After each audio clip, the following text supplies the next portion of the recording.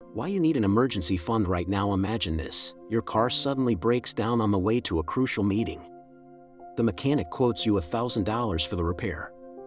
For a shocking number of people, that single unexpected expense would be a financial catastrophe.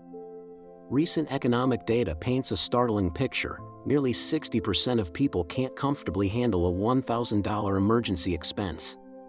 That's more than half the population living just one unexpected event away from serious financial trouble. This isn't a sign of personal failure, it's a reflection of a tough economic climate. Stagnant wages, rising living costs, and persistent inflation have squeezed household budgets to their breaking point. The gap between income and expenses has become a razor-thin wire for millions. People are working harder than ever, yet they find it nearly impossible to get ahead and build a financial cushion. So, when a medical bill arrives, a vital home appliance fails, or you face a sudden job loss, there's simply no buffer. People are forced to resort to high-interest credit cards or personal loans, digging themselves into an even deeper financial hole. This cycle of living paycheck to paycheck, with debt constantly looming, creates immense stress and anxiety. It feels like you're treading water, and the smallest wave could pull you under. But what if you could build a raft?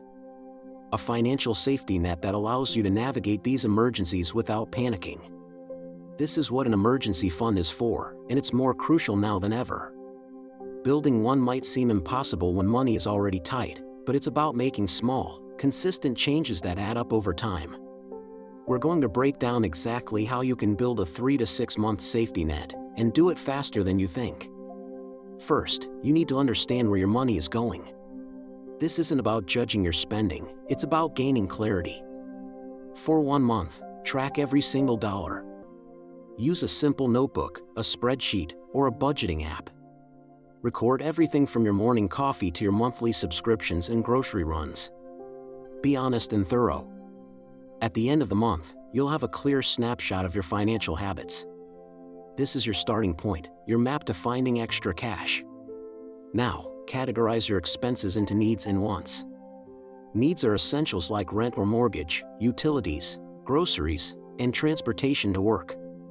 Wants are things like dining out, streaming services, new gadgets, and daily cafe lattes. Look closely at the wants category. This is where you'll find the low-hanging fruit. It's not about eliminating all joy from your life, but about making conscious, temporary sacrifices for a bigger goal. Could you cancel 1 or 2 streaming services you barely watch? That could be $20 to $40 a month right there. Could you brew your coffee at home instead of buying it out? That could easily save you over $100 a month. Think about your food spending. Meal prepping on a Sunday can drastically reduce your spending on expensive lunches and takeout during the week. It not only saves money but is often a healthier choice as well. Every small amount you trim from your wants is money that can be redirected straight into your emergency fund. It's like finding treasure in your own budget. Next, automate your savings. This is the single most powerful trick to building your fund quickly. Decide on a realistic amount you can save each payday, even if it's just $25 or $50 to start. Set up an automatic transfer from your checking account to a separate, high-yield savings account. Schedule it for the day you get paid, so the money is gone before you even have a chance to spend it.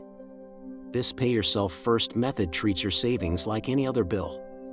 It's non-negotiable. Out of sight, out of mind, and your emergency fund grows effortlessly in the background. A high-yield savings account is crucial here. Unlike a traditional savings account with near zero interest, HYSA offers a much better return, meaning your money grows faster just by sitting there.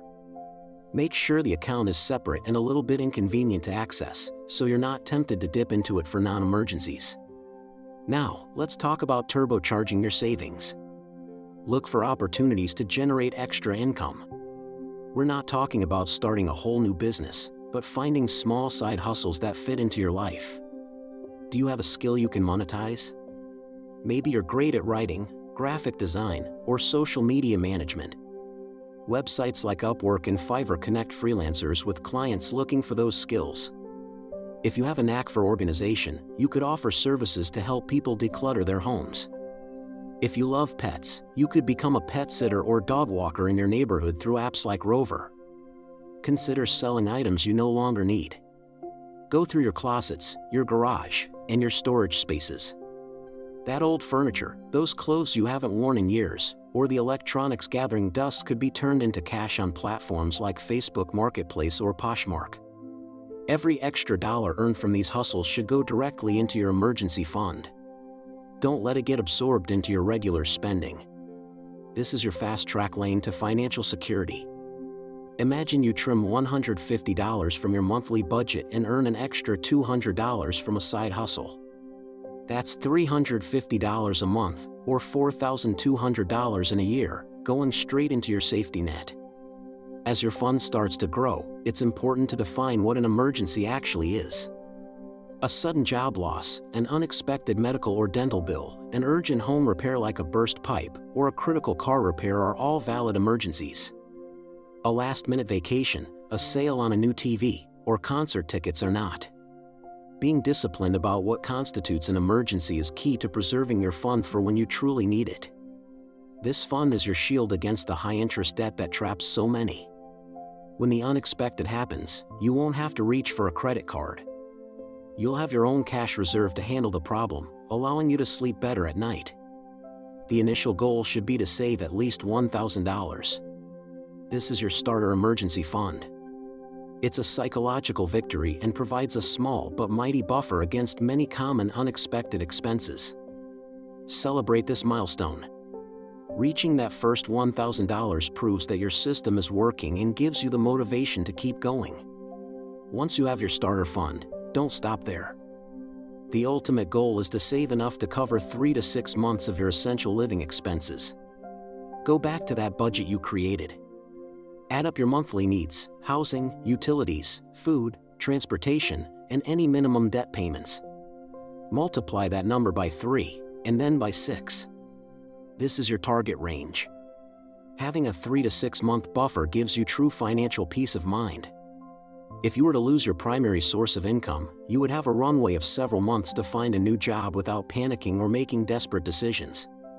It gives you breathing room and control over your life. It's the difference between reacting to a crisis from a place of fear and responding to a challenge from a position of strength. Building this fund is a journey, not a sprint. There will be months where you can save a lot, and other months where you can't save as much. That's okay.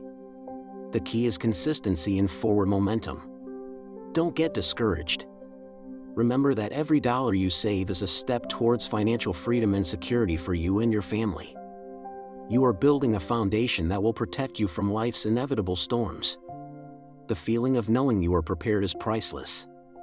It reduces financial anxiety and empowers you to make better long-term decisions. This isn't just about saving money, it's about buying yourself peace of mind.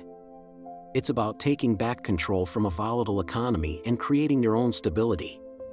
If you found this guide helpful and want to learn more practical tips for managing your money and building wealth, be sure to subscribe to my channel, Financial Cake.